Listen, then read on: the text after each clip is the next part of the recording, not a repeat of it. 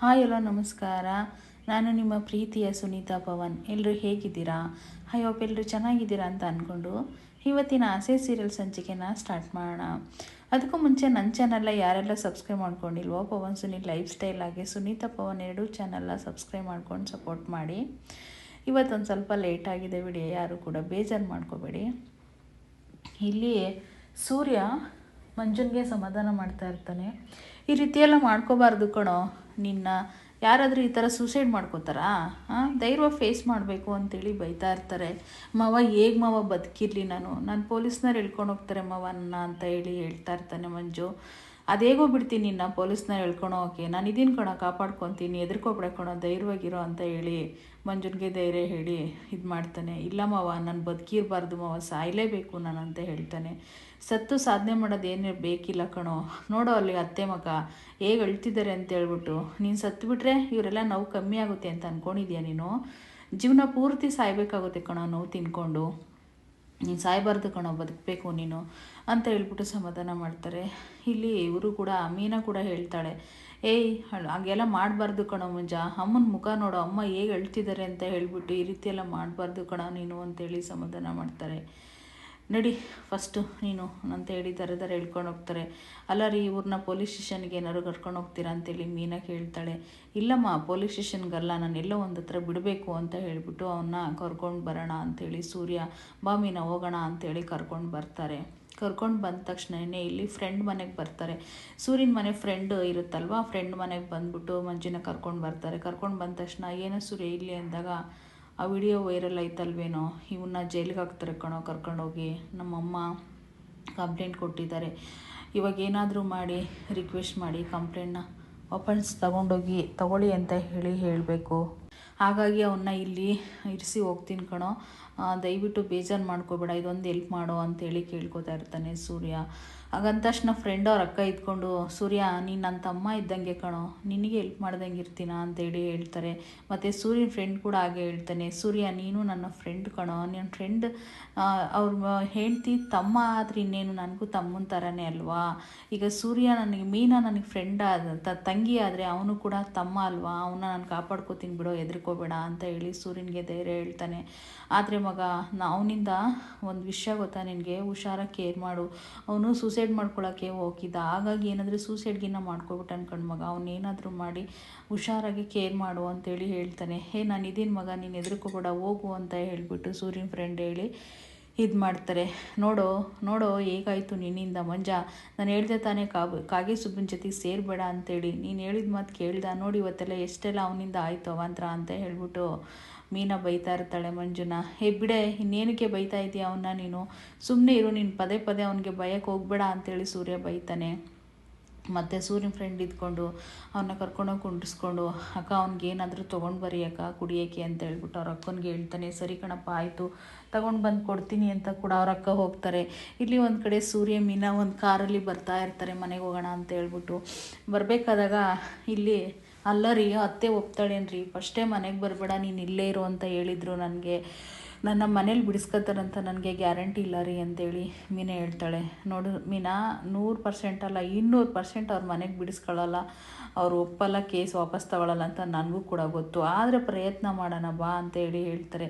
ರೀ ಬೇಜಾರಾಗ್ಬಿಡ್ರಿ ಹಿಂಗೆ ಹೇಳ್ತೀನಿ ಅಂತ, ಆದರೆ ನೀವು ಆ ವಿಡಿಯೋನ ಡಿಲೇಟ್ ಮಾಡಬೇಕಿತ್ತು ಕಣ್ರಿ ಅಂತ ಹೇಳಿದಾಗ, ನೋಡು ಮೀನಾ, ನಾನು ಅವತ್ತೇ ಡಿಲೇಟ್ ಮಾಡಬೇಕು ಅಂತ ಅಂದ್ಕೊಂಡೆ, ಆದರೆ ಆ ವಿಡಿಯೋನ ತೋರಿಸ್ದಾಗ ಮಂಜುನ ಎದುರಿಸ್ಬೋದಲ್ಲ, ಏನಾದರೂ ಮಾಡಿ ಚೇಂಜ್ ಆಗ್ತಾನೆ ಅವನಂತ ವಿಡಿಯೋನ ಇಟ್ಕೊಂಡೆ ಕಣೆ ಅಂದಾಗ, ಅಲ್ಲ ರೀ ಅವ್ನು ಚೇಂಜ್ ಆದಾಗಾದರೂ ನೀನು ಡಿಲೇಟ್ ಮಾಡ್ಬೋದಿತ್ತಲ್ಲ ಅಂದಾಗ, ಇಲ್ಲ ಕಣೆ ನಾನು ಯಾವುದೋ ಧ್ಯಾನದಲ್ಲಿ ನಾನು ಅದನ್ನು ಮರ್ತುಬಿಟ್ಟೆ ಕಣೆ, ಬೇಜಾರಾಗ್ಬಿಡ ಮೀನಾ ಅಂತ ಹೇಳ್ಬಿಟ್ಟು ಹೇಳ್ತಾರೆ. ಹಾಗೆ ಹೇಳಿದ ತಕ್ಷಣ ಸರಿ ರೀ ಆಯಿತು ಅಂತ ಒಂದು ಫೋನ್ ಇರುತ್ತೆ ಅವಳ ಕೈಯಲ್ಲಿ, ಈ ಫೋನ್ನ ಯಾಕಮ್ಮ ತೊಗೊಂಡೆ ನೀನು ಅಂತ ಕೇಳಿದಾಗ, ರೀ ನೀನು ಫೋನ್ ಇರಲಿಲ್ವಲ್ಲ ಹಾಗಾಗಿ ಒಂದು ಫೋನ್ನ ತೊಗೊಂಡೆ ಅಂದಾಗ, ಫೋನ್ ತೊಗೊಳೋದಲ್ಲ ಕಣೆ, ಅದರಲ್ಲಿ ವಿಡಿಯೋ ಇದೆ ಅಂತಲೇ ನಾವು ಫೋನ್ ಕಳೆದೋದಾಗ ಅಷ್ಟು ಟೆನ್ಷನ್ ಮಾಡ್ಕೊಂಡಿದ್ದು ಅಂತ ಹೇಳಿ ಸೂರ್ಯ ಹೇಳ್ತಾನೆ. ಇಲ್ಲಿಗೆ ಇನ್ನೇನು ಬಾಗಿಲಿಗೆ ಎಂಟ್ರಿಯಾಗಿ ಬಾರಮ್ಮ ಒಳಗೆ ಹೋಗೋಣ ಅಂತ ಕರೆದ ತಕ್ಷಣ ಅಲ್ಲೇ ನಿಂತ್ಕೊಳ್ಳಿ ಅಂತೇಳಿ ಮೀನಾ ಬರ್ತಾಳೆ. ಮೀನಾ ಬಂದು ಎಲ್ಲ ಮನೆಯವರೆಲ್ಲ ಬರ್ತಾರೆ. ಮನೆಯವರೆಲ್ಲ ಬಂದ ತಕ್ಷಣವೇ ಮೀನಾ ಸೀದಾ ಬಾಗಿಲಿಗೆ ಬರ್ತಾಳೆ. ಯಾಕೆ ಒಳಗಡೆ ಬರಬಾರ್ದು, ಈ ಮನೆ ಸೊಸೆ ಇವಳು ಅಂತೇಳಿ ಸೂರ್ಯ ಹೇಳ್ತಾನೆ. ಹಾಗೆ ಹೇಳಿದ ತಕ್ಷಣವೇ ಅವಳು ಈ ಮನೆ ಒಳಗಡೆ ಬರ್ಕೂಡ್ದಂದರೆ ಬರ್ಕೂಡ್ದೆ ಅಂತೇಳಿ ಹಿಂದೆ ಮನೋಜನ್ಗೆ ಹೊಡೆದಿರ್ತಾನಲ್ವ ಸೂರ್ಯ, ಸಿಕ್ಕಾಬಟ್ಟೆ ಹೊಡೆದ್ಬಿಟ್ಟು ಅವನ್ನ ಹೊರಗಡೆ ಹಾಕಿರ್ತಾನಲ್ಲ, ಅದೆಲ್ಲ ನೆನಪು ಮಾಡ್ಕೊತಾಳೆ. ಆ ದ್ವೇಷನೆಲ್ಲ ಮನಸ್ಸಲ್ಲಿ ಇಟ್ಕೊಂಡು, ಅವನ್ನ ಹೊರಗಡೆ ಹಾಕಿರೋದನ್ನೆಲ್ಲ ಮನಸ್ಸಲ್ಲಿ ಇಟ್ಕೊಂಡು ಹಂಗೆ ದ್ವೇಷ ಸಾಧಿಸ್ಬೇಕು ಅಂತ ಹೇಳಿ ಬಂದು ಅವನಿಗೆ ಮನೇಲಿ ಕರ್ಕೊಂಡು ಬರೋಂಗಿಲ್ಲ ನೀನು ಅವಳ ಅಂತ ಹೇಳಿ ಹೇಳ್ತಾಳೆ. ಹೇಳಿದ ತಕ್ಷಣ, ಅಲ್ಲಮ್ಮ ಈ ಮನೆ ಸೊಸೆನಮ್ಮ, ಅವಳು ತಮ್ಮ ಮಾಡಿರೋ ತಪ್ಪಿಗೆ ಇವಳು ಯಾಕಮ್ಮ ಮನೆ ಒಳಗಡೆ ಬರ್ಬೋದು, ಈ ಮನೆಯಿಂದನೇ ಈ ಮನೆ ಇವಳಿಂದನೇ ಈ ಮನೆ ಜೀವನ ನಡೀತಿದೆಯಮ್ಮ ಅಂತೇಳಿ ಹೇಳಿದ ತಕ್ಷಣವೇ ಇವಳೇನು ಮಾಡ್ತಾಳೆ, ಬಂದು ಸರಿಯಾಗಿ ಕಪಾಳಕ್ಕೆ ಹೊಡಿತಾಳೆ ಸೂರ್ಯನ. ಹೊಡೆದ ತಕ್ಷಣ ಸಖತ್ತು ಬೇಜಾರಾಗುತ್ತೆ ಸೂರ್ಯನಿಗೆ. ಆದರೆ ಇವಳು ಪಾಪ ಮೀನಾ, ಅತ್ತೆ ನೀವೇನಾದರೂ ಮಾಡಿ ಅತ್ತೆ, ದಯವಿಟ್ಟು ಇವ್ರನ್ನ ಹೊಡಿಬೇಡಿ ಅತ್ತೆ, ನಾನು ತಪ್ಪು ಮಾಡಿದ್ದೀನಲ್ವ, ನನಗೆ ಹೊಡಿ, ನನಗೆ ಶಿಕ್ಷೆ ಕೊಡಿರಿ, ಆದರೆ ಇವ್ರನ್ನ ಮಾತ್ರ ಹೊಡಿಬೇಡ್ರಿ ಅಂತ ರಿಕ್ವೆಸ್ಟ್ ಮಾಡ್ಕೋತಾಳೆ. ರಿಕ್ವೆಸ್ಟ್ ಮಾಡಿದ ತಕ್ಷಣ ಇವಳಿಗೂ ಹೊಡಿಯೋಕ್ಕೆ ಬರ್ತಾಳೆ. ಹೊಡಿಯೋಕ್ಕೆ ಬಂದ ತಕ್ಷಣವೇ ಸೂರ್ಯ ಕೈನ ಅಡ್ಡ ಹಿಡ್ಕೊಬಿಡ್ತಾನೆ, ಹೊಡಿಯೋಂಗಿಲ್ಲ ಅವಳ ಅಂತ ಹೇಳ್ಬಿಟ್ಟು. ನಾನು ಇರಬೇಕಾದಾಗ ಅವಳಿಗೆ ಯಾವತ್ತೂ ಒಂದೇಟು ಬೀಳೋಕ್ಕೂ ನಾನು ಬಿಡೋದಿಲ್ಲ, ನಾನು ಸತ್ತಿಲ್ಲ, ನಾನು ಬದುಕಿದ್ದೀನಿ, ಅವಳು ಯಾವುದೇ ತಪ್ಪು ಮಾಡಿಲ್ಲ, ಈ ಮನೆ ದೇವತೆ ಅವಳು, ಈ ಮನೆ ಇಲ್ಲ, ಇವಳಿಲ್ಲ ಅಂದರೆ ಈ ಮನೆ ಜೀವನನೇ ನಡೆಯಲ್ಲ, ಇವಳಿಲ್ಲ ಅಂದರೆ ನಿಮಗೆಲ್ಲ ಊಟನೇ ಇಲ್ಲ, ಹಾಗಾಗಿ ಅವಳ ಈ ಮನೆ ಕರ್ಕೊಂಡು ಬರಬೇಕು. ಯಾಕಂದರೆ ಈ ಮನೆ ಮಗ ನಾನಾಗಿರೋದ್ರಿಂದ ಈ ಮನೆ ಸೊಸೆ ಅವಳು. ಆ ಮನೆ ಬಿಟ್ಟು ಈ ಮನೆಗೆ ಬಂದಿರ್ತಾಳೆ, ಅಪ್ಪ ಅಮ್ಮ ತಂದೆ ತಾಯಿನ ಎಲ್ಲರನ್ನ ಬಿಟ್ಟು ನಮ್ಮನ್ನು ಅಡ್ಜಸ್ಟ್ ಮಾಡ್ಕೋತಾಳೆ ಅಂತ ಹೇಳಿ ಸೂರ್ಯ ಹೇಳ್ತಾನೆ. ಆದರೆ ಇವನು ಸೂರ್ಯ ಪಾಪ ಏನಂತಾನೆ ಗೊತ್ತಾ, ನೋಡು ಅಮ್ಮ, ಅಮ್ಮನ ಪ್ರೀತಿ ಅಂತೂ ನನಗೆ ಸಿಗಲಿಲ್ಲ, ಹೌದು, ಮುದ್ದು ಮಾಡಿ ತಿನ್ಸಂತೂ ಪ್ರೀತಿ ಸಿಗಲಿಲ್ಲ, ಹೊಡೆದು ಅಧಿಕಾರದಿಂದ ಒಂದೇಟು ಹೊಡೆದಲ್ಲ, ಅದು ತಾಗ್ತಲ್ಲ, ನನಗೆ ಅಷ್ಟೇ ಖುಷಿ ಆಯಿತು ಬಿಡು ಅಂತ ಪಾಪ ಕಣ್ಣೀರು ಹಾಕ್ತಾನೆ. ಅವ್ನು ಸಿಕ್ಕಾಪಟ್ಟೆ ಫೀಲ್ ಆಗುತ್ತೆ. ತಿರ್ಗಾ ಯಾರು ಏನೇ ಹೇಳಿದ್ರು ಕೂಡ ತಡೆಯೋದಿಲ್ಲ ಒಳಗಡೆ ದರ ಹೇಳ್ಕೊಂಡು ಬರ್ತಾನೆ. ಹೇಳ್ಕೊಂಡು ಬಂದ ತಕ್ಷಣವೇ ಅವಳು ಬಂದುಬಿಟ್ಟು ಅವಳೊಂದು ಕೈ ಇಟ್ಕೊಂಡಿರ್ತಾಳೆ, ಸೂರ್ಯ ಒಂದು ಕೈ ಇಟ್ಕೊಂಡಿರ್ತಾನೆ. ಅವಳ ಬಿಡಲ್ಲ ಅಂತ ಈ ಕಡೆ ಎಳಿತಿರ್ತಾನೆ, ಅವಳು ಆ ಕಡೆ ಎಳಿತಿರ್ತಾಳೆ, ಬಾ ಹೊರಗಡೆ ಹೋಗು, ಒಳಗೆ ಇರಂಗಿಲ್ಲ ನೀನು ಅಂತ ಹೇಳಿಬಿಟ್ಟು. ಅದ್ರ ಸಪೋರ್ಟಾಗಿ ಮನೆ ಮಕ್ಕಳೆಲ್ಲ ಈ ಕಡೆ ಮೀನಾ, ಸೂರ್ಯ ಮತ್ತು ರವಿ, ಶ್ರುತಿ ಈ ಕಡೆ ಇವಳ ಮೀನನ, ಆ ಕಡೆ ಅವಳು ರಂಕ್ಲಿ, ಇವಳು ಗುಂಗ್ರಿನೂ ಮನೋಜ, ಶಾಂತಿ ಆ ಕಡೆ ಎಳಿತಾ ಇರ್ತಾಳೆ ಅವಳ ಹೊರಗಡೆ ಹಾಕಬೇಕು ಅಂತ. ಪಾಪ ಇಷ್ಟೆಲ್ಲ ಹೋರಾಡಬೇಕಾದಾಗ ಸಿಟ್ಟು ಬಂದ್ಬಿಡುತ್ತೆ ಅವ್ರ ಅಪ್ಪನಿಗೆ, ರಂಗನಾಥ್ ಅವ್ರಿಗೆ. ನಿಲ್ಸ್ರಾ ಅಂತ ಹೇಳ್ಬಿಟ್ಟು ಬಂದು ಮಧ್ಯದಲ್ಲಿ ತಡೀತಾನೆ. ತಡೆದ ತಕ್ಷಣ, ಅಮ್ಮವ್ವ ಪ್ಲೀಸ್ ಮವ, ದಯವಿಟ್ಟು ಕ್ಷಮಿಸ್ಬಿಡ್ಮವ ಅಂತ ಹೇಳಿ ಕೇಳ್ಕೊತಾಳೆ ಮೀನಾ.